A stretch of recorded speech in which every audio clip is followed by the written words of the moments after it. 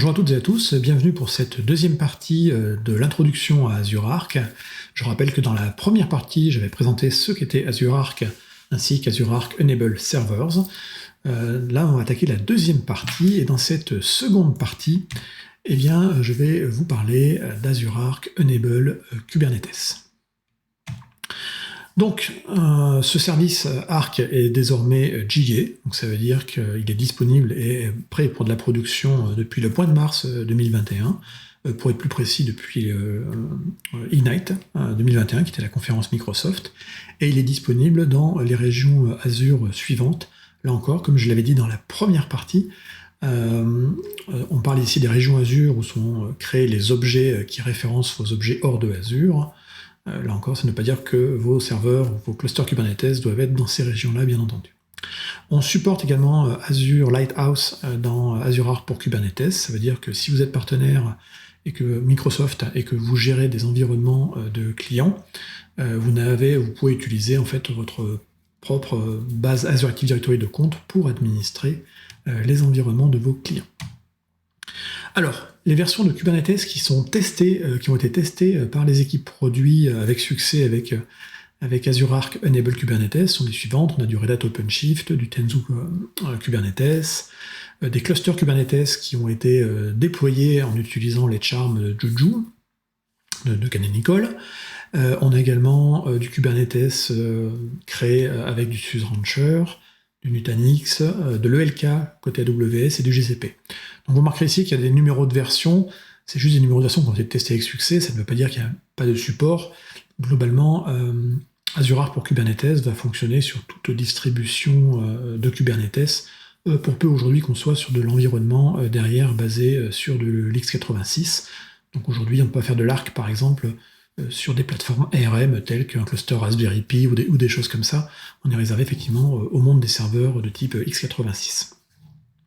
Là encore, c'est ce qui a été testé. Il y a la majorité des distributions Kubernetes, si elles suivent effectivement qu'elles sont validées par le projet Kubernetes, vont fonctionner avec Azure Arc pour Kubernetes.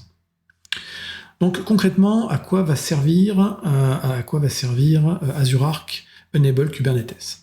Il va servir à connecter effectivement un serveur qui est instancié à l'extérieur des data centers de Azure. Et donc l'idée c'est de ramener ce Kubernetes en termes de management dans Azure avec un objet qui va le représenter, de pouvoir du coup le mettre dans un ressource group, le taguer. Ensuite on va pouvoir avec Azure Arc Enable Kubernetes déployer des applications et des configurations dans Kubernetes avec une approche de type GitOps et je vais revenir dans le détail juste après. On va servir également d'Azure Arc Enable Kubernetes pour pouvoir connecter et monitorer, visualiser la partie télémétrie et les journaux d'événements provenant du cluster Kubernetes, et le tout dans Azure Monitor. On va pouvoir également faire de la gouvernance, c'est-à-dire définir les règles d'utilisation des clusters Kubernetes, au même titre qu'on le fait aujourd'hui dans des clusters Kubernetes qui sont dans Azure. Et puis, dernière chose, on va également sécuriser, aider à la posture de sécurité et à la sécurisation des environnements Kubernetes avec Azure Defender, qui est un des composants d'Azure Security Center. Alors pour commencer, on va voir comment mettre en place et intégrer un cluster Kubernetes dans Arc. Alors tout d'abord, il va vous falloir, pour faire ces opérations-là, la ligne de commande AZ, Azure. Donc la CLI, il vous faut une version assez récente si possible. Vous pouvez vérifier le numéro de version avec AZ version. Et à cela, pour pouvoir utiliser Arc, on va rajouter des extensions. Donc les extensions sont des modules complémentaires à la ligne de commande Azure qui vont vous permettre de manipuler différentes choses, dont notamment des clusters Kubernetes Arc. Donc deux extensions vont nous intéresser. La première, c'est l'extension Connected K8s, qui va permettre justement d'associer un cluster Kubernetes au service Arc. Et une seconde extension s'appelle K8s-configuration, sera une extension qui va permettre d'envoyer des nouvelles configurations sur le cluster ou d'activer le cluster en mode GitOps.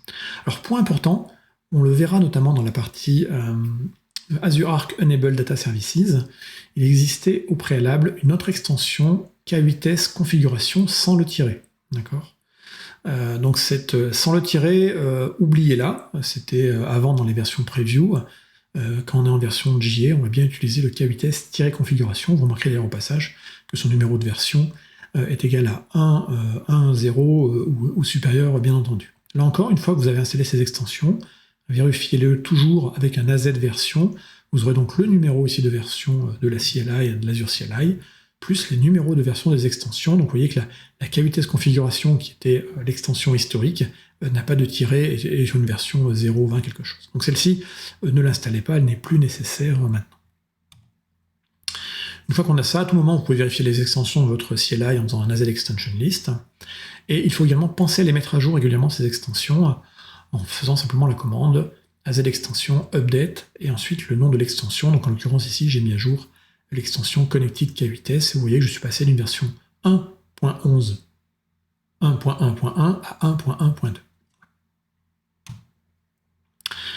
Alors, cette ligne de commande AZ, pour pouvoir raccorder le cluster Kubernetes à Azure, il va vous falloir deux choses. Il va falloir, être logué auprès d'Azure, donc il faudra faire un AZ login et faire le processus d'authentification classique pour être logué avec la ligne de commande AZ auprès d'Azure. Il faudra également que sur la machine sur laquelle vous allez faire l'enrollment, que vous ayez l'outil d'administration classique de Kubernetes, en l'occurrence kubectl. Et il faudra également que vous ayez le contexte vous permettant de vous connecter à l'API serveur du cluster que vous souhaitez joindre à Azure Active Directory. Donc, la meilleure façon de vérifier que vous êtes bien connecté sur le bon cluster, dans le bon contexte, simplement faites un kubectl get node, par exemple, pour pouvoir vérifier les nœuds de votre cluster et que vous êtes bien sur le bon cluster. Donc, dans les exemples qui vont suivre, j'ai fait un cluster relativement simple, mais ça marche, ça permet comme ça également de tester chez vous la chose. Comme je l'ai dit, on supporte toutes les versions Kubernetes, entre guillemets, officielles, telles que définies dans le projet Kubernetes, qui sont validées, entre guillemets, Kubernetes. Donc, dans mon exemple ici, j'utilise MicroK8S, qui est une distribution allégée faite par Canonical. On pourrait utiliser un Keys de chez Rancher, on pourrait utiliser un OpenShift, on pourrait utiliser toute distrib standard, on va dire, Kubernetes. Donc ici, j'ai bien, avec mon kubectl, j'ai bien l'accès à mon cluster, je le vois, je peux vérifier mes namespaces ici, donc je vérifie les namespaces que j'ai actuellement, ça me servira tout à l'heure. Et donc pour raccorder ce cluster, eh bien, je vais lancer la commande AZ K8S Connect, le nom du cluster, donc c'est-à-dire le nom que je vais donner en fait à ce cluster Kubernetes dans Azure. Donc là, je vais l'appeler pareil, ce sera plus simple. Je vais l'appeler MicroK8S exemple 2. Je donne le nom du ressource group dans lequel je souhaite créer cette ressource Arc. Et je précise ici, j'ai fait un output en JSON colorié juste pour voir effectivement le résultat qui est renvoyé. D'accord. Donc l'opération, alors pour que l'opération fonctionne, au passage, il faudra également installer la dernière version de Helm. Avant de lancer cette commande, je ne l'ai pas précisé, donc du Helm 3, et vous l'installez avec votre package manager préféré, ou simplement en allant sur le GitHub officiel de Helm. Donc, je suis connecté à Azure, je suis connecté à Kubernetes, j'ai également Helm installé et kubectl. Eh bien, le process va désormais se dérouler de manière automatique. Et à l'issue, en fait, vous allez avoir toutes ces informations-là qui correspondent aux métadonnées, en fait, de l'objet Arc créé dans Azure. Une fois que j'ai fait ça, je peux lister, là encore en ligne de commande, l'ensemble des clusters Kubernetes qui sont connectés via Arc. Donc je peux faire un AZ connected K8S, list. Je peux préciser ici le ressource group. Donc là, je vois que dans ce ressource group, j'ai ici 1, 2, 3, j'ai 4 clusters, 5 clusters Kubernetes qui sont raccordés. Alors j'ai ici un minikube et des MicroK8S. J'aime bien MicroK8S, mais là encore, comme je le dis, toute distribution officielle Kubernetes a fonctionné. Si je refais un kubectl sur le cluster que je viens juste d'enregistrer et de connecter à Arc, vous remarquerez la présence ici, désormais, d'un nouveau namespace qui est apparu, qui s'appelle Azure-Arc. Et si on regarde le détail des pods qui tournent dans ce namespace, on va voir qu'il y a pas mal de petites choses qui ont été rajoutées. Donc on a des agents de synchronisation, on a un controller manager, on a un cluster connect agent qui va permettre notamment de se connecter au cluster depuis l'extérieur, on a une gestion d'identité, on a un proxy vis-à-vis d'Azure Active Directory, et puis on a du flux derrière, on va en reparler tout à l'heure. Donc tout ça est déployé pour vous de manière complètement automatisée par la fameuse ligne de commande dont j'ai parlé tout à l'heure, AZ Connected, K8S, add, etc. Si on retourne côté Azure, eh bien, on va aller voir dans le Resource Group, on va voir des nouveaux objets qui sont apparus, des objets de type Kubernetes Azure Arc. En termes de visuel, ça reprend le logo d'Azure Kubernetes Service, mais comme toutes les choses qui sont dans Arc, on va retrouver ici un petit disque couleur Azure qui sera positionné juste en dessous. Donc, mon cluster que je viens de créer, microcavites-xylon2, est ici. Si je vais dans Azure et que je regarde l'ensemble de mes clusters Kubernetes, du coup, je vais avoir une vue unifiée où je vais voir à la fois mes clusters managés qui tournent dans Azure, mes clusters AKS, mais également tous les environnements qui tournent hors de Azure, mais qui sont matérialisés et gérés depuis Azure avec Arc. Donc, première chose assez intéressante qu'on peut faire avec Kubernetes, au-delà de matérialiser les objets dans Azure, les ressources, c'est qu'on va pouvoir déployer des applications ou des configurations de manière automatisée dans Azure et à l'extérieur. Là, c'est surtout à l'extérieur qui nous intéresse, dans le cadre, effectivement, d'Azure Arc. On va être sur un mode de déploiement complètement automatisé, à base de pipeline, d'accord, et basé par rapport à une source de référence qui est un dépôt de code source, donc basiquement un Git. On est ici sur une approche à 100% GitOps, avec Arc for Kubernetes.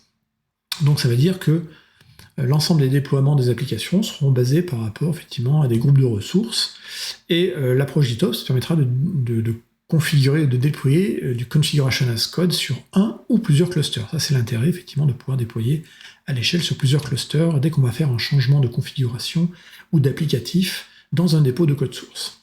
Donc cette approche GitOps, vous allez pouvoir l'utiliser effectivement pour déployer sur un seul cluster ou sur plusieurs. Ça, c'est ça l'intérêt. Donc je l'ai dit tout à l'heure, hein, on utilise pour cela des pipelines CI/CD. Et donc, si on reprend les principes fondamentaux du GitOps, c'est de se dire, dans du GitOps, tout ce qui est dans le système est décrit de manière déclarative au travers de manifestes. Donc en l'occurrence, dans Kubernetes, on parlera de manifeste YAML ou de chart Helm. Et donc on déclare un état désiré qui sera donc stocké sous la forme de code dans un Git. Et donc c'est du code, donc c'est du Git, et donc ce sera versionnable. Et globalement, dès qu'on aura validé, approuvé un changement de code dans une branche donnée, eh bien automatiquement en fait, un système automatique va aligner la configuration sur les clusters Kubernetes gérés par Arc par rapport à l'état décrit et déclaré, désiré au niveau du Git. Pour faire cette opération d'alignement automatique entre l'état désiré qui est dans le dépôt de code source et ce qui tourne réellement dans le cluster Kubernetes, eh bien on va avoir en gros des agents logiciels qui vont regarder ce qui se passe dans le Git, regarder la configuration de Kubernetes, et quand l'alignement n'est pas bon, eh bon, ils vont s'occuper de faire la correction en cas de divergence. Donc là on est avec cette approche GitOps sur une approche qui est un peu différente de ce qu'on connaît dans un pipeline, dans une approche CI/CD traditionnelle dans Kubernetes. Donc dans une approche traditionnelle, les développeurs écrivent leur code, qui est déposé dans un dépôt de code source. On va avoir un pipeline d'intégration continue qui va se déclencher lors des commits dans une branche ou dans des branches données du code source. En général, test unitaire, test fonctionnel, test d'intégration. Et la résultante de ce pipeline d'intégration continue, donc de ce pipeline de build, ça va être effectivement le build d'une image Docker qui elle-même sera ensuite poussée et sauvegardée dans une container registry. Container registry qui prendra la forme notamment dans Azure d'une Azure Container Registry qui est un service managé par exemple. Ça c'est le pipeline de build en mode intégration continue. Et puis un classique qu'on a effectivement, c'est le déploiement continu. Donc c'est de se dire quand une nouvelle version, quand une nouvelle image arrive dans une registry donnée, l'arrivée d'une nouvelle image va déclencher un pipeline de release, donc un pipeline de déploiement, donc configuré en mode déploiement continu.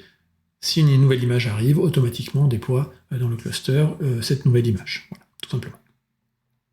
Donc ça c'est l'approche assez classique qu'on voit aujourd'hui dans la plupart des environnements avec du Kubernetes. Dans un pipeline GitOps, c'est une approche GitOps plutôt, c'est un petit peu différent. On va toujours avoir effectivement des devs qui vont écrire du code, stocké dans un dépôt de code source. On va avoir toujours une intégration continue avec un pipeline de build qui va générer effectivement une image de container. Et on va avoir à côté ce fameux un autre repo, qui lui sera le repo de configuration. C'est l'endroit qui fait foi, on va dire, c'est ce repo de configuration. C'est là-dedans où on aura effectivement nos manifestes YAML, ou alors nos charts Helm. Donc, on va avoir un système automatique qui va tourner au niveau, généralement, du cluster Kubernetes, qui va déclencher effectivement le déploiement de nouvelles images ou de nouvelles configurations si ce repo change. Donc là, on n'est pas sur le fait d'avoir une nouvelle image qui va forcément déclencher quelque chose. On est avant tout basé par rapport à un repo de configuration qui dira, eh bien, ici, s'il y a des choses qui ont changé dans la configuration, on demande une nouvelle version de l'application ou de l'image dans le déploiement, eh bien, à ce moment-là, effectivement, s'il y a quelque chose qui a été commité, et il y a un changement qui a été validé au niveau du repo, c'est là où ça va déclencher vraiment l'opération. Donc ça veut dire qu'avec une approche GitOps, on peut fonctionner également avec de la validation alors, en automatique, ou de la validation avec du peer review fait par des humains, où tout changement en fait qui va être fait sera validé normalement par une revue de code au travers d'une pull request. Et donc du coup, une fois que la pull request sera validée, et que ce sera comité émergé, et bien à ce moment-là, une branche donnée déclenchera effectivement les opérations au sein du cluster. Donc cette approche, elle est beaucoup poussée encore aujourd'hui, mais elle a été au départ popularisée par les gens de chez Weaveworks, qui ont fait une solution open source qui s'appelle Flux. FluxCD, donc qui est un opérateur GitOps pour Kubernetes, et qui donc va être une solution faite de pipeline de release, qui sera directement instanciée dans le Kubernetes.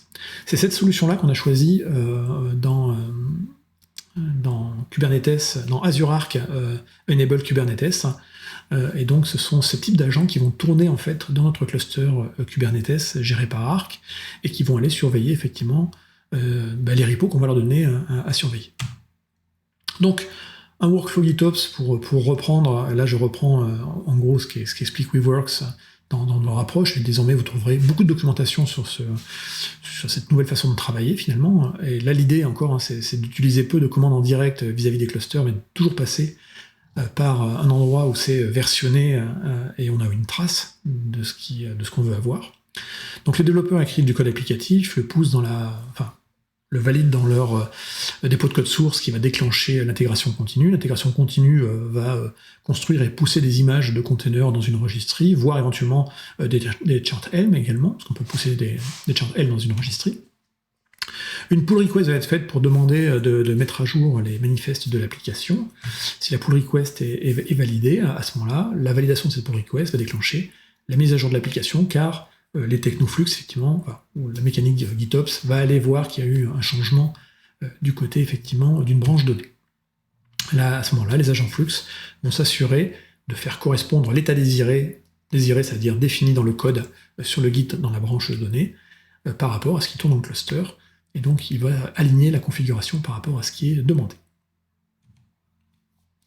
Donc, un résumé, là encore, j'ai repris les images de chez... sur la partie flux. Ici, on va avoir quelqu'un qui va commiter, mettons l'administrateur du cluster, par exemple, va commiter le changement. Donc l'idée, c'est que cet administrateur ne va pas lui-même faire à la main des kubectl, apply, etc. avec ses manifestes. Tout ce qu'il va faire, en fait, c'est valider des choses qui ont été demandées en termes de changement via des pull requests dans un dépôt de code source. Et donc, ce sont les agents flux qui tournent dans le cluster Kubernetes, qui, sur une base régulière, vont aller vérifier s'il y a des changements qui ont eu lieu. Et s'il y a des changements, vont appliquer ces changements, soit avec de la création, soit de la suppression d'objets, et l'agent flux va parler en fait avec l'API server. Et c'est l'agent flux qui va aller du coup déclencher les pools des images. On peut fonctionner avec plusieurs dépôts de code source au sein d'un même cluster. On peut là encore séparer par applicatif ou séparer par rôle. On peut avoir par exemple les admins du cluster qui eux-mêmes vont mettre sous la forme d'une approche GitOps, donc dans un Git, l'ensemble des manifestes correspondant au changement de configuration qu'ils souhaitent faire au niveau de l'ensemble du cluster. Et là encore, le flux va regarder là-dedans et faire le changement au niveau par exemple des ressources même du cluster. Et on peut avoir des équipes applicatives qui elles-mêmes ont leur propre Git, leur propre repo, dans lequel ils vont faire les changements. Et là, il y aura un autre flux qui ira chercher, qui l'appliquera juste à l'échelle d'un namespace. Donc vous voyez qu'on peut avoir un flux qui va travailler en config global au niveau du cluster, ou d'autres qui vont tourner en config local par rapport à un namespace donné. Donc les agents Arc que je vous ai montré tout à l'heure, qui sont installés dans le cluster K8s, sont déployés via un deployment tout à fait classique, dans un namespace pour le coup qui est bien nommé, Azure Arc, et donc les agents qui sont à l'intérieur vont être en charge, de la connectivité vers Azure, de la collecte et de la remontée des logs métriques auprès des puits de log Azure, et également de vérifier chaque fois qu'il y a un changement de configuration, de déclencher après les mécaniques de continuous deployment avec le release fait par FluxCD. Bien entendu, l'ensemble des communications est assuré en TLS, et puis la partie données de configuration chez nous, donc on va dire la configuration GitOps, elle est stockée dans Azure, dans une base de données Cosmos DB qui est chiffrée. Si on fait un kubectl getpod de Azure Arc, comme je vous l'ai dit, on retrouve toutes ces choses-là, il y a beaucoup de pods qui tournent. Là encore, ça veut dire qu'il faut penser que l'ensemble de cette mécanique va prendre un peu de ressources sur votre cluster, pas énormément, mais bien un petit peu, et donc il faut le prévoir pour avoir un cluster qui est trop short en termes de mémoire. La connexion, effectivement, sera suivie par Azure Resource Manager. Il y a une extension Source Control Configuration. Et donc l'agent de configuration, le config agent, sera exécuté sur les clusters, et c'est lui qui va surveiller ces changements. Donc, le config agent, en arrière-plan, vous avez compris, c'est Flux derrière. Les changements qui vont avoir lieu dans les Git et qui vont déclencher des opérations peuvent être soit des manifestes YAML, soit des charts Helm, et par défaut, on a configuré les agents dans Arc, donc les agents Flux qui sont utilisés par Arc, pour aller faire un check toutes les 30 secondes pour voir s'il y a des changements au niveau du repo. Donc là encore, ça c'est le paramétrage que nous qu'on a imposé, qu'on a mis par défaut, sachant que sur FluxCD, à ma connaissance, parce que la solution est une solution open source, on est plutôt sur de l'ordre de 10 minutes, vérifier tous les 10 minutes le changement. Là encore, c'est à mon avis totalement personnalisable. Donc, on va aller dans son interface. Alors le plus simple, c'est que je vais vous le montrer ici, hop, avec la vraie interface. Donc on va aller voir un cluster ici. Donc l'interface dans le portail d'Azure évolue en permanence. Bon, là mon cluster n'est pas connecté, celui-ci, donc on peut aller en voir un autre. Je dois avoir celui-ci qui doit être connecté, voilà. On va vérifier. Ouais, il est en cours celui-ci. Donc, sur notre objet Azure Arc, on va avoir effectivement des informations sur quand a eu lieu la dernière connexion, quelle est la version de l'agent, la version du cluster Kubernetes. Là encore, dans quelle ressource groupe il est, dans quelle localisation on l'a répertorié, est-ce qu'il est bien connecté tout de suite à l'instant T, donc là c'est le cas. Et ensuite, derrière, on a plein d'informations qui vont venir s'enrichir, et vous remarquez que cette interface ressemble plus ou moins, mais assez quand même, à celle qu'on peut avoir avec Azure Kubernetes Service. Il y a un peu moins de choses aujourd'hui, mais on commence à avoir des choses intéressantes. Si je prenais un cluster AKS standard, on va en laisser charger tout de suite. Voilà. Donc là encore, je disais dans mon interface, j'ai à la fois mes clusters AKS et mes clusters Arc. Et si je prends un cluster normal, on retrouve, il y a des choses ici qui sont à peu près les mêmes en termes de monitoring, en termes de policy, etc. On va avoir les mêmes choses en fait côté Azure Arc. Un peu moins d'options aujourd'hui, mais là encore, on va en avoir de plus en plus avec le temps. Donc, première chose, on va aller dans la partie GitOps, ici. Et donc, ce cluster vient juste d'être raccordé à Arc. Et on veut activer un mode GitOps par rapport à un Git donné. Donc, on va cliquer sur Add Configuration. Et ici, on va venir en fait remplir un ensemble d'informations. Donc, on va donner un nom ici à sa configuration. On va donner un nom à son instance. Dans quel namespace va s'appliquer ou est-ce que cette configuration va être une configuration qui sera à l'échelle du cluster, par exemple pour les admins du cluster, l'opérateur qui sera utilisé, donc aujourd'hui par défaut c'est Flux, il n'est pas impossible qu'on en rajoute par la suite, on pourrait imaginer de l'Argo CD ou des choses comme ça, mais pour l'instant c'est Flux. Et ensuite effectivement des paramètres pour l'opérateur, on voit ou pas si on veut activer Helm pour effectivement s'il y a des nouveaux charts Helm qui arrivent ou qui sont modifiés, que ça déclenche des choses. Et ensuite, on va préciser les informations sur le repo, c'est-à-dire où est l'URL du Git, Si on est en mode privé, parce qu'on peut tout à fait faire ça avec un guide privé, hein, je rappelle que Arc, c'est pour des clusters qui sont hors de Azure, donc potentiellement dans un data center ou dans un environnement qui n'est pas connecté ou sur du cloud public. Et donc, effectivement, dans ce cas-là, on peut peut-être utiliser un guide interne, les méthodes d'authentification qu'on va utiliser vis-à-vis de ce repo, les clés SSH, ou alors des hosts qui sont connus, parce qu'on dit, OK, tous ces hosts qui sont dans mon data center, c'est bon, on peut y aller. Voilà. Alors, dans mon cas, j'ai fait quelque chose de plus simple. J'ai créé simplement une nouvelle configuration que j'ai appelée GitOps, avec un opérateur, donc je l'ai appelé Application Vote, je lui ai mis ça dans le namespace Demo Vote. J'ai fait un opérateur au niveau du namespace, et ensuite, au niveau de la configuration du repo, j'ai pris un repo public, que vous pouvez d'ailleurs utiliser si vous voulez, ou cloner plutôt, qui s'appelle ArcDemo, qui contient ici juste une petite application de vote avec quelques pods. Et ensuite ici, ce repo, là je l'ai mis public, donc il ne me demande pas d'authentification derrière. On clique sur Add. Donc là, vous allez avoir une phase de pending qui va avoir lieu, parce qu'en gros, on va aller amener la configuration de flux CD côté Kubernetes depuis Azure, là au travers là encore des agents Arc. Une fois que c'est en mode installé, eh bien, on peut aller par exemple dans le namespace.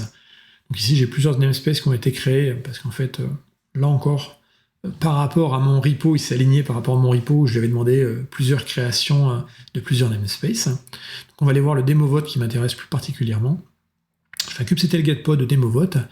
Et là, à ce moment-là, effectivement, je vois deux composantes qui sont installées ici. Donc ça correspond effectivement à tout l'outillage qui va me permettre effectivement d'automatiser en fait tous les déploiements dans ce namespace pour ce GitHub associé. Si on regarde, si on veut décrire cette application-là, ce que c'est derrière, donc le pod qui s'appelle Application Vote, et bien là, on va retrouver qu'en fait, derrière ce nom-là, en fait, on retrouve une image qui provient de la Microsoft Container Registry, image open source, et que c'est du flux CD derrière, avec la version de flux CD. D'accord ? Vous avez ensuite tout paramétrage qui est derrière. Le deuxième composant, ici, est un memcache, tout simplement.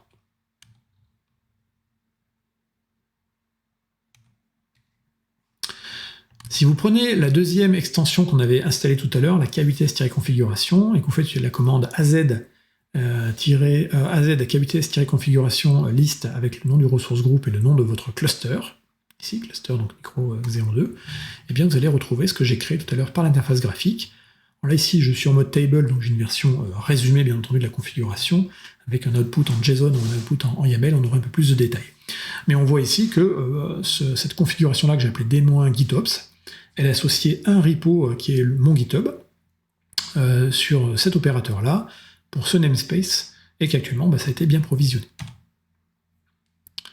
Donc, le kvts configuration n'est pas très documenté. Enfin, quand j'ai écrit ces slides, il n'y avait pas beaucoup de choses dans la documentation Microsoft. Néanmoins, par la ligne de commande et le help, vous voyez les options qui sont disponibles. On peut faire en ligne de commande ce que je vous ai montré tout à l'heure graphiquement dans le portail d'Azure, c'est-à-dire créer une configuration pour Kubernetes en mode GitOps, ou la supprimer, ou la lister, ou également la mettre à jour. Si vous faites un show d'une configuration, vous allez obtenir ce genre de choses. C'est pas forcément la chose la plus lisible, mais on retrouve néanmoins à l'intérieur toutes les informations sur le repo qui a été utilisé, où est le resource group, quand est lue la dernière modification, l'opérateur en paramètre, est-ce qu'on est en modification ou en read-only du Git, quel est l'opérateur aujourd'hui, c'est flux, pour l'instant il n'y a que du flux, de toute façon. Et puis voilà, et si vous retournez dans l'interface, une fois que vous avez le check qui dit installer, vous avez le détail ici de l'ensemble du paramétrage. On vous le dit bien d'ailleurs, ici dans le portail aujourd'hui, vous ne voyez qu'en version lecture la configuration. Si vous voulez modifier la configuration, une modification d'une configuration GitOps, ça doit passer par la CLI, se référer les outils que je viens de vous montrer. On va continuer désormais avec la partie gouvernance. Donc, comme je l'ai dit tout à l'heure, On peut, avec Azure Arc Enable Kubernetes, faire de la gouvernance sur des clusters Kubernetes hors de Azure. Pour cela, on va s'appuyer sur des mécanismes traditionnels pour la gouvernance dans Kubernetes, et notamment on va s'appuyer sur des admission controllers. Donc petit rappel rapide pour ceux qui ne sont pas au fait de ce que sont les admission controllers. Dans Kubernetes, vous allez avoir des humains ou des applicatifs qui vont envoyer des commandes crudes auprès de l'API serveur de Kubernetes. C'est pas open bar, parce qu'avant que ces commandes soient interprétées et que la configuration soit directement stockée dans la base de etcd, on va passer par différentes couches. Donc tout d'abord, il y a une couche d'authentification, bien entendu, présenter dire qui on est. Ensuite, en fonction de qui on est, on va être autorisé via le airbag de Kubernetes à faire plus ou moins de choses. Et ensuite, les admission controllers viennent dans la troisième couche. C'est-à-dire qu'on peut être ici, par exemple, un utilisateur qui est un administrateur, qui a le droit, ou un administrateur délégué, qui a le droit, par exemple, de créer des pods. Jusqu'à là, on a passé l'authentification et l'autorisation, j'ai le droit de créer un pod. Mais au niveau de l'admission controller, je peux, par exemple, mettre un admission controller qui va contrôler que dans les caractéristiques demandées pour le pod, on a bien défini des requests et des limites, ce qui fait partie des bonnes pratiques en termes d'administration et d'usage de Kubernetes. Et donc si cette chose n'est pas faite, là on va avoir deux options. Soit on va avoir effectivement un validation admission webhook qui lui va valider et donc juste vérifier est-ce qu'on a mis ou pas des limites, et puis en fonction du résultat va autoriser ou pas la modification, la création, la validation de l'ordre dans la base de etcd. Ou on peut avoir également un deuxième type de webhook, ce qu'on appelle le admission controller, qui est le mutating admission webhook, qui lui en fait va modifier à la volée, venir rajouter par exemple des requests et des limites dans les YAML. Quand on parle de gouvernance avec Kubernetes, donc pourquoi je vous parle ici d'admission webhook et de validation webhook? Parce qu'effectivement, dans Kubernetes, on va utiliser la policy as code, donc des stratégies définies dans du code, pour définir sa gouvernance. Donc on s'appuie sur OPA et on va installer un composant qui s'appelle donc OPA, acronyme de Open Policy Agent, et on va utiliser Gatekeeper, qui est un projet qui en fait est installé en tant que Validation Admission Webhook, donc effectivement qui va vérifier que par rapport à ce qu'on a donné comme règle, c'est respecté ou pas, et donc c'est utilisé dans la troisième couche, effectivement la partie Admission Controller. Si vous n'êtes pas trop au fait de la partie OPA, je vous encourage à aller faire un petit tour du côté d'openpolicyagent.org, et vous avez une petite introduction ici sur ce que c'est que OPA dans le cadre de Kubernetes. Donc, dans le cadre d'AKS, d'Azure Kubernetes Service, ou dans le cadre de clusters activés avec Azure Arc, on va utiliser un service PaaS qui s'appelle Azure Policy, que vous connaissez certainement si vous faites déjà de l'Azure et de la gouvernance. Et bien en fait, avec Azure Policy, on va étendre en fait Gatekeeper V3, qui est en fait ce fameux Admission Controller Webhook pour l'Open Policy Agent. Donc ça veut dire que l'idée derrière, c'est que en fait, on va venir définir dans le service Azure Policy les règles de gouvernance et des bonnes conduites qu'on veut faire appliquer dans son cluster Kubernetes, dans Azure ou à l'extérieur de Azure si c'est des clusters Kubernetes Arc. Et on va définir tout ça au niveau du coup d'Azure Policy sans avoir à bricoler des choses spécifiques. Donc dans Azure Policy, on va pouvoir cibler, de créer des policies, dire je vais les cibler soit à l'échelle de mon abonnement, soit à l'échelle d'un ressource group, ou soit à l'échelle d'un cluster donné. Et donc ces policies en fait vont contenir un ensemble, ces stratégies vont contenir donc un ensemble de définitions qu'on regroupera ensuite sur des assignments. Donc si on regarde les définitions qui sont disponibles aujourd'hui dans la partie Azure Policy, et si on vient filtrer par catégorie, on peut venir choisir la catégorie Kubernetes, et du coup on va avoir tout un ensemble de définitions prêtes à l'emploi. Alors il y a des définitions qui sont après rassemblées par lot dans des initiatives. Donc une initiative, c'est un ensemble de définitions, tout simplement. Donc là, le petit logo avec un vert, c'est une initiative, et ça, ce sont des définitions. Et donc vous avez ici un ensemble de propriétés qui sont données. Donc par exemple, ici, on voit que pour Arc, on pourrait avoir une stratégie qui imposerait de dire, OK, tous les serveurs Arc doivent avoir une extension Azure Defender installée. On va voir tout à l'heure ce que c'est qu'une extension Azure Defender, mais vous avez compris le principe. Donc là, en gros, vous avez plein de paramétrages qui sont vraiment liés à du Kubernetes et qu'on peut choisir de faire appliquer ou pas. Alors, si on veut filtrer, là encore, j'avais filtré Kubernetes, et puis après j'ai fait une recherche ici sur GitOps. Et là on me dit par exemple, dans les stratégies, du panier stratégie, on peut forcer ou vérifier par audit que les clusters Kubernetes sont bien paramétrés en termes de GitOps, par exemple paramétrés en utilisant des secrets SSH, des secrets HTTP, ou alors pas d'usage de secrets si par exemple on va taper sur des repos publics. Donc là encore, l'idée c'est de définir des règles à l'échelle, donc de les définir dans Azure Policy, de se dire, ensuite chaque fois que je vais déployer des clusters, je ne vais pas reprendre chacun de mes clusters en redonnant chaque fois les règles de bonne conduite, je les crée une fois pour toutes, et après en fait elles s'appliquent de manière automatique. Chaque fois que j'aurai des clusters Kubernetes qui vont arriver, que ce soit des clusters managés dans Azure, AKS, ou des clusters managés dans Azure, mais à l'extérieur d'Azure avec des clusters Kubernetes Arc. Donc, ces configurations, c'est du configuration as code, de la policy as code, pardon. Quand on va aller regarder ces fameuses définitions, donc on peut déjà prendre une définition de base et regarder à quoi elle ressemble. Donc c'est basiquement une description en JSON de ce que fait, cette définition qui va vérifier quelque chose. On peut la dupliquer pour en faire une nouvelle version. On peut également l'exporter à destination d'un GitHub et aussi passer en mode GitOps vis-à-vis du GitHub, c'est-à-dire de stocker toutes ces configurations et ces baselines dans un Git et de dire quand le Git il change, on va faire des choses et on va l'appliquer côté Azure. Donc on assigne une policy, un scope donné.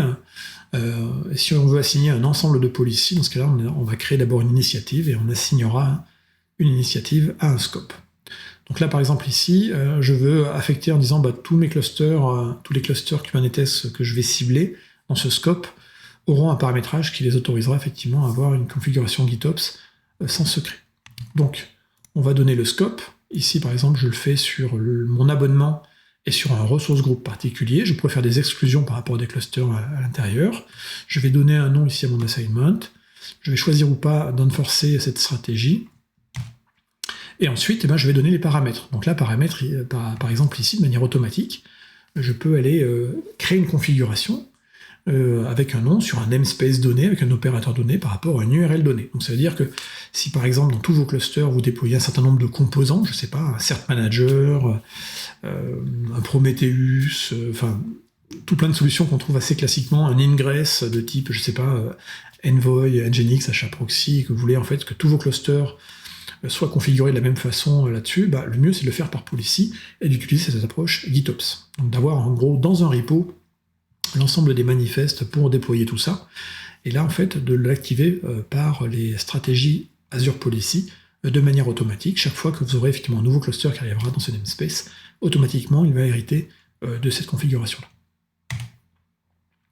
Autre élément qui est intéressant avec les clusters Arc Kubernetes, c'est la capacité effectivement d'activer Azure Monitor, donc en gros de pouvoir remonter dans l'interface d'Azure la métrologie, en gros les métriques de vos clusters Kubernetes qui sont hors de Azure, et de remonter également la partie gestion des logs.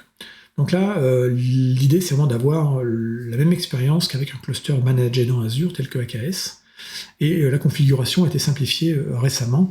Donc il suffit de venir sur la partie Insight, de vouloir dire je veux activer en fait Azure Monitor, tout simplement. Pour l'instant mon cluster n'a pas été onboardé. Donc là il va vous demander de choisir un Log Analytics Workspace. Donc c'est un puits de log dans lequel effectivement des agents qui vont tourner sur le cluster Kubernetes vont envoyer en fait les métriques et les logs dans ce puits de log qui sera ensuite, donc les données seront ingérées et traitées et ensuite remontrées visuellement sous la forme de graphiques ou directement requêtable avec le langage traditionnel d'Azure Monitor Logs qui est donc le KQL, le Kusto Query Language. Donc là j'ai renvoyé tout ça dans mon Log Analytics Workspace. Je valide le tout. Voilà. Donc je clique sur Configure.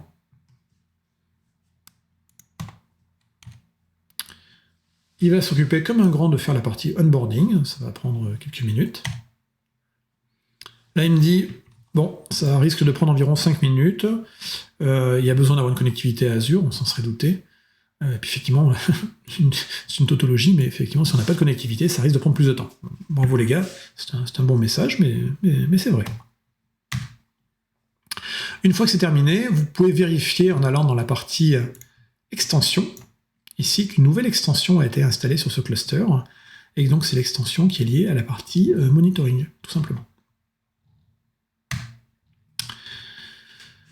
Si cette fois-ci je fais un kubectl getPods, des pods qui tournent dans kubesystem, je vois arriver la présence de nouveaux pods, qui sont les OMS Agent. Alors OMS étant l'ancien nom du service de monitoring, Operation Management Suite, mais ce sont donc des pods FluentD, basiquement, qui vont en gros prendre les logs et les métriques et puis les remonter directement au puits de log. Donc, ce sont ces agents, c'est normalement déployé sous la forme d'un daemon set.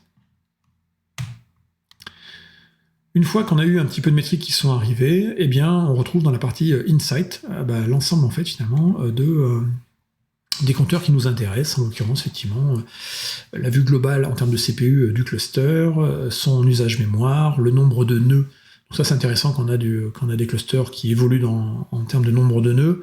Alors sur une infrastructure sur site, c'est pas forcément toujours évident, mais si vous avez par exemple un cluster chez Amazon ou chez donc un EKL, ou un cluster du côté de GCP avec un GKE par exemple, ou un IKS chez IBM, là on a probablement du côté de ces fournisseurs des mécanismes d'autoscaling, donc du coup là vous pourrez voir le nombre de nœuds évoluer effectivement. Vous avez également le nombre de pods avec potentiellement le nombre de pods qui sont en erreur. Et puis après, la beauté, c'est qu'on est vraiment sur la même interface qu'Azure Kubernetes Service. On va pouvoir voir l'ensemble des nœuds. Donc là, c'est pas très impressionnant dans mon cas, j'ai qu'un seul nœud. Avoir tous les détails liés à ces nœuds, les versions des systèmes utilisés, les versions des containers runtime, quelles sont les images utilisées. Et ensuite, on va pouvoir descendre dans les contrôleurs, donc voir les deployments, les replica sets, les stateful sets, les daemon sets. Et puis à l'intérieur, voir chacun des pods, et à l'intérieur des pods, voir chacun des conteneurs avec une granularité dans le niveau de détail. Donc si je vous le montrais en live, on pourrait donc aller voir ici ce cluster, aller dans la partie Insight, je vais cacher ce qui est ici, voilà. Là je vois l'évolution de mon cluster, je peux aller effectivement sur mes contrôleurs, ici, donc là je vais voir effectivement si, vous voyez que j'ai des replica sets, des daemon sets, agrandir un tout petit peu, on va faire comme ça, voilà. Non, il ne veut pas plus. Comme ça peut-être. Voilà. Donc, mes replica sets ici. Et puis donc on a du détail chaque fois. Donc par exemple, hop, ce service-là, je peux l'ouvrir. Je vois que j'ai 3 containers à l'intérieur. En fait, j'ai 3 pods, et chaque pod ici a un container à l'intérieur. Pod numéro 1. 1, 2 et 3 pods, et puis à l'intérieur de ces pods, effectivement, bon là c'est des choses assez simples, mais si on avait des services mesh, on pourrait voir les sidecars par exemple. Et pour chacun, en fait, j'ai le détail effectivement de sa consommation CPU, du nombre de restarts qu'il a pu avoir, et puis je peux avoir sa tendance effectivement s'il est resté un certain temps. Voilà. Là encore, à tout moment, je peux aller ici donc avoir des informations, par exemple sur ce conteneur-là. Je peux voir ici par exemple qu'il y a des requests et des limites qui ont été définies. Je peux voir ces variables d'environnement, ici. Et puis je peux aller directement ouvrir l'interface d'Azure Monitor Logs et faire des requêtes ici, en KQL. Bon, ici ma requête ne donne pas grand-chose, il n'y avait rien qui tournait, je n'ai pas d'activité sur ce pod, mais si j'avais eu l'activité, je pourrais voir ici l'ensemble des informations là.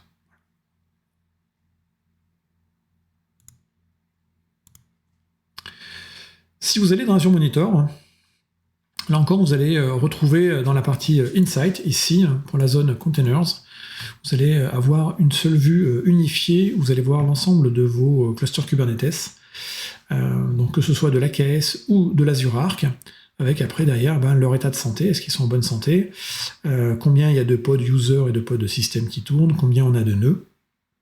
Et si vous avez ici un node data, ça veut dire que soit vous n'avez pas branché en fait, vous avez débranché vos agents, soit simplement que vos clusters sont arrêtés, ce qui est le cas ici de mes 2 clusters que j'ai arrêtés pour des raisons d'économie. Autre intégration intéressante d'Azure avec Azure Security Center et Azure Defender, donc cette fois-ci pour Kubernetes. Donc là encore, on a facilité l'activation d'Azure Defender pour Kubernetes sur ces clusters qui sont gérés par Arc. Je rappelle que Azure Defender pour Kubernetes est une solution d'analyse de l'ensemble des logs de Kubernetes par le moteur de Qualys, et ça va vous remonter effectivement des alertes si on a des patterns qui sont anormales, si par exemple des gens tout d'un coup se donnent les droits administrateurs, si des pods essaient d'atteindre des volumes sur les Docker hosts qui sont sensibles, etc., etc. Et toute cette remontée d'identification des menaces sera remontée dans les interfaces en fait d'Azure Security Center. Et puis, comme on est dans Azure Security Center, on aura également en fait tous les mécanismes permettant d'améliorer la posture de sécurité, et donc d'avoir des recommandations de sécurité liées à son cluster. Donc comme je l'ai dit, en fait, on va récupérer l'ensemble des journaux d'audit du control plane du cluster. Ça va être traité en fait par le service Azure Defender, et ensuite on va le réexposer dans Azure Security Center. On peut après le réenvoyer également vers un SIEM comme Azure Sentinel.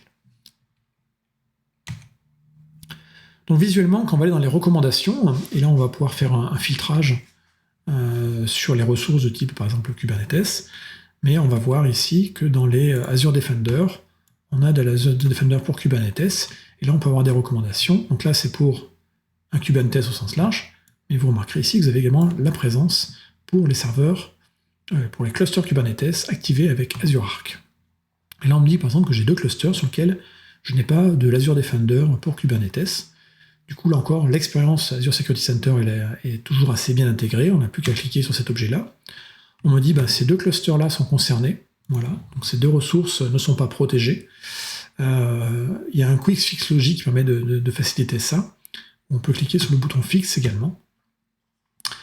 Le fixing ressource va me dire, ok, donc on va déployer tout ça, où est le workspace ID associé à ces clusters, et où sont les logs. Là, je vais sélectionner par exemple mon cluster micro K8s, et je vais cliquer sur le bouton Fix One Resource.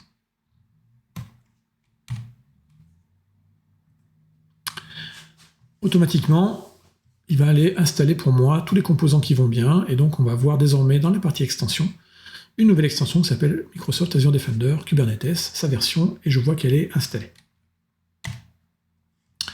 Si je vais au niveau de mes namespaces, là encore, si je fais un kubectl get namespace, je vais voir un nouveau namespace qui est apparu, qui s'appelle Azure Defender. Voilà. Donc là, il faut attendre un petit peu. Et puis au bout d'un moment, dans la console Azure, le portail Azure pour le cluster Kubernetes, on va voir ici une zone security en preview avec les recommandations qui vont arriver par rapport à ce cluster s'il y en a besoin. Alors, autre nouveauté qui sont arrivées très très récemment, donc on parle ici du mois d'avril, avril 21.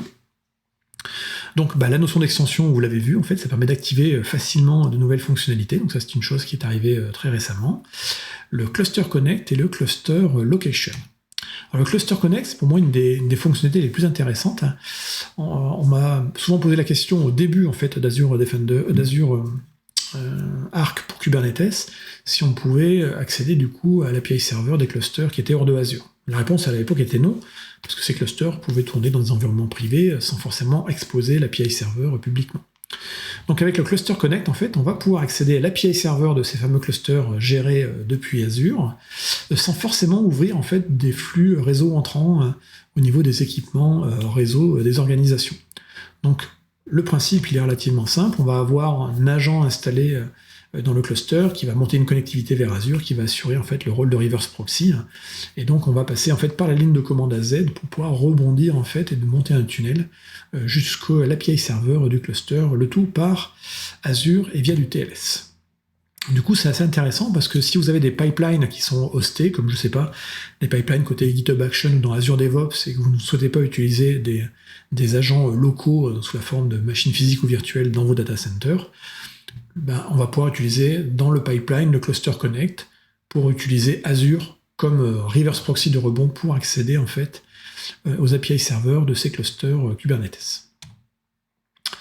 Donc vous allez avoir ces clusters Kubernetes qui vont tourner quelque part, donc ça peut être effectivement dans un data center client, chez un autre fournisseur de cloud.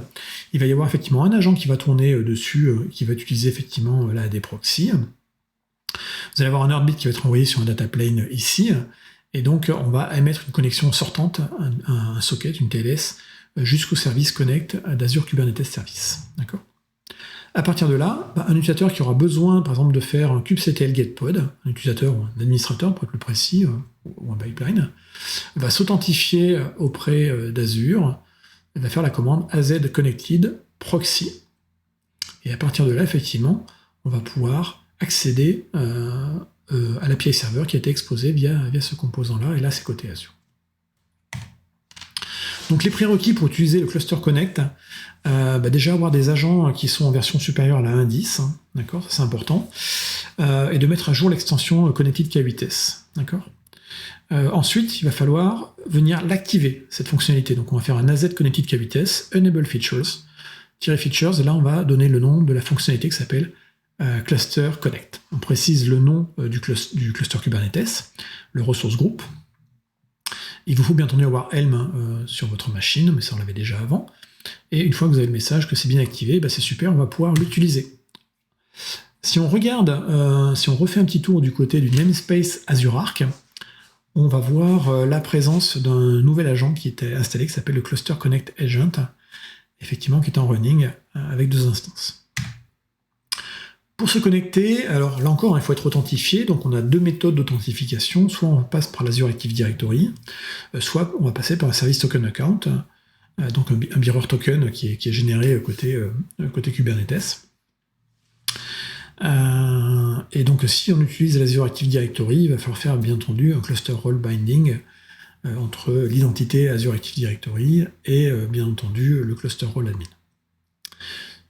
Si on utilise, donc si c'est pas un utilisateur qui va se connecter avec cette solution à l'API serveur, mais plutôt une application comme CI/CD, à ce moment-là, on va pas utiliser un user ici, mais on va utiliser en fait un service principal, donc qui est un compte programmatique dans Azure. Une fois qu'on est authentifié, on va pouvoir se connecter en fait au cluster, à l'API serveur du cluster Arc, via la commande azconnected k8s espace proxy, le nom du cluster, le nom du resource group. Et là, vous voyez effectivement que ici, ça va vous monter un proxy qui va écouter sur un port donné et qui va se merger, et vous allez du coup avoir un nouveau contexte qui va venir se merger sur votre kubeconfig. À partir de là, vous ouvrez d'autres onglets, etc. et vous allez dessus. Alors attention, si vous êtes en authentification Azure Active Directory et que vous êtes dans un Azure Active Directory où il y a beaucoup de groupes, et que votre utilisateur fait partie de plus de 200 groupes, je précise aujourd'hui qu'on est en preview, vous allez avoir un message d'erreur. Donc moi, par exemple, c'est le cas que j'ai eu. Chez Microsoft, on appartient à beaucoup de groupes, et donc appartenant à plus de 200 groupes pour mon utilisateur, je n'ai pas pu du coup me connecter avec l'authentification Azure AD. Donc la deuxième option pour s'authentifier, c'est d'utiliser un compte de service sur le cluster Kubernetes, de faire un role binding et de récupérer le token et de présenter le token. Donc, chose relativement classique, on crée un compte de service, on fait un role binding, on récupère le secret, et ensuite, ce secret, donc qui est forcément codé en base 64, on va le récupérer en le décodant en base 64. Voilà. Et donc, hop, on a notre token. Ensuite, on va utiliser ce token avec la CLI Azure. Donc, AZ Connected K8s, proxy, nom du cluster, nom du resource group, et là je vais faire - token, et là je vais donner ma variable token, et je vais faire passer mon token. Et là du coup, vous allez avoir cette expérience qui se passe un peu mieux, où on va vous dire effectivement le proxy est en cours d'écoute, le contexte, on t'a mergé le contexte d'authentification de ce cluster dans ton kubeconfig, et puis à partir de là, vous pouvez ouvrir d'autres onglets ou d'autres fenêtres, et aller faire vos opérations de kubectl. Donc là, ce cluster-là tourne dans mon sous-sol, et pourtant j'y accède depuis Azure sans avoir ouvert aucun port entrant sur mon réseau. Autre nouveauté qui est arrivée, c'est le Custom Location, qui est relativement nouveau, qui va vous servir en fait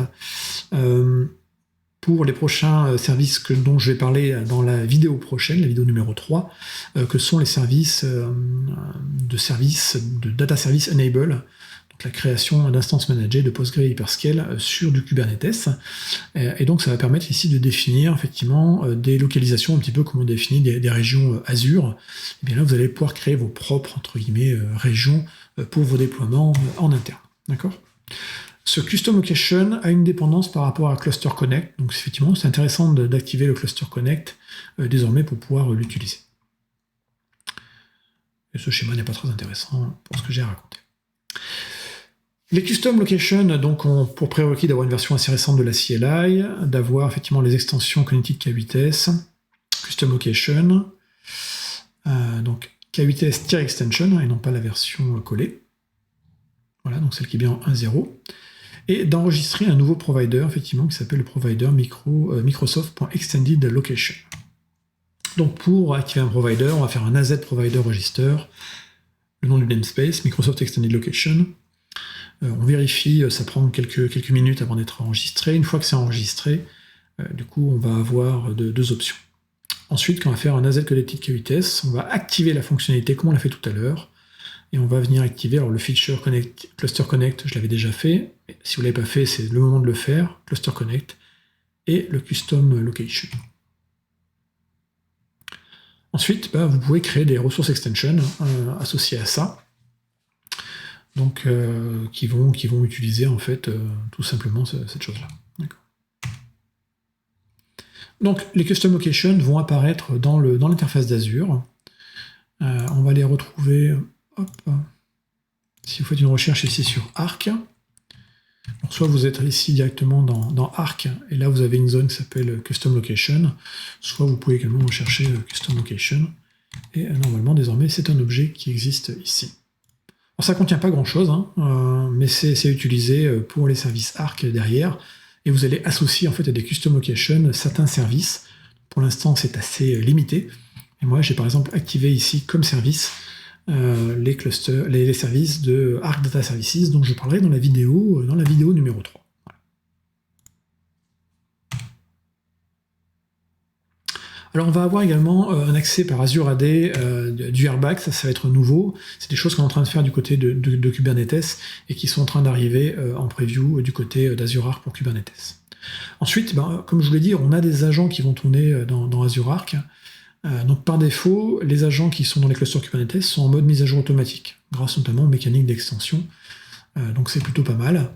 Si vous ne voulez pas installer les agents Arc en mode automatique, vous pouvez faire un disable auto-upgrade, mais très honnêtement, je n'en vois pas vraiment l'intérêt.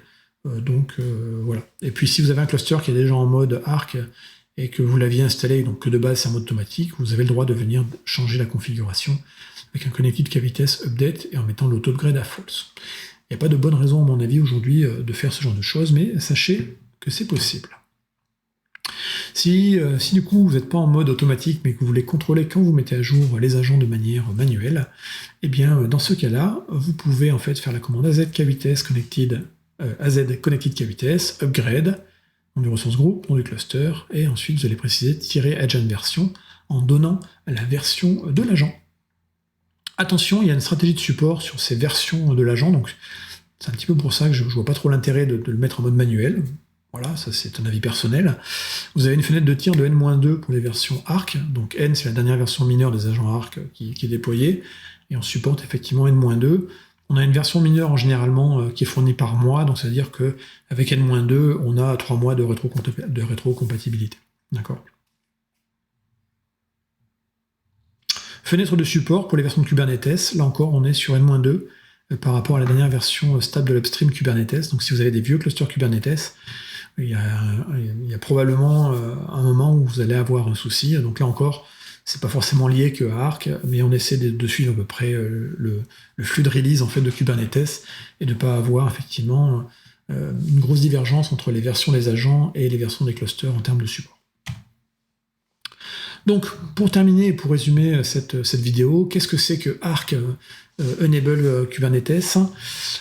Est-ce que ce n'est pas encore? Donc, c'est avant tout fait pour unifier l'expérience de monitoring et d'administration, de sécurité et de compliance des environnements Kubernetes, qu'ils soient dans Azure sous la forme de services managés ou de VM d'environnement IaaS, et puis d'avoir la même expérience avec des choses qui sont hors de Azure.